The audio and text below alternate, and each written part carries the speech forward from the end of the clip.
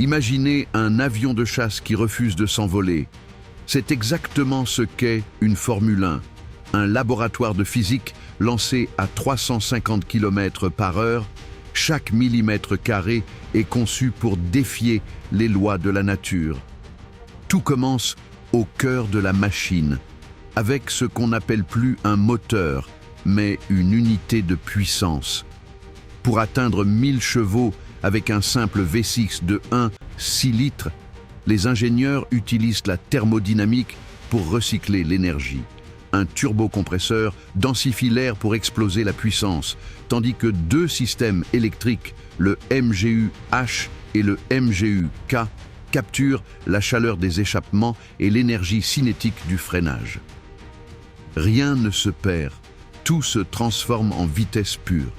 Mais cette puissance brute ne servirait à rien sans un contrôle total du flux d'air.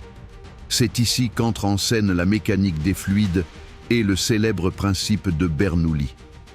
En sculptant le fond plat de la voiture pour créer un effet Venturi, les ingénieurs forcent l'air à accélérer sous le châssis, créant une zone de basse pression qui aspire littéralement la voiture vers le bitume. C'est cette force d'appui, ou downforce, qui permet au pilote d'encaisser plus de 5 G dans les virages, une pression supérieure à celle d'un astronaute au décollage. À pleine vitesse, l'aspiration est telle qu'une Fun pourrait théoriquement rouler au plafond d'un tunnel sans jamais tomber. Cependant, pour que cette force invisible soit efficace, il faut un point de contact parfait avec le sol, le pneu. Contrairement aux pneus de votre voiture, les pneus slick de Fun sont totalement lisses pour maximiser la surface de contact, mais leur secret est avant tout chimique. Un pneu froid est un bloc de plastique dur et glissant. Il doit être chauffé à plus de 100 degrés Celsius pour modifier sa structure moléculaire, devenir élastique et s'imbriquer dans les micro-aspérités de l'asphalte.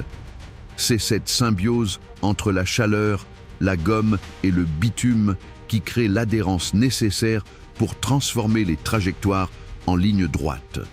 En fin de compte, une Formule 1 n'est pas qu'une voiture à 1 million d'euros, c'est une bataille permanente contre les lois de la physique.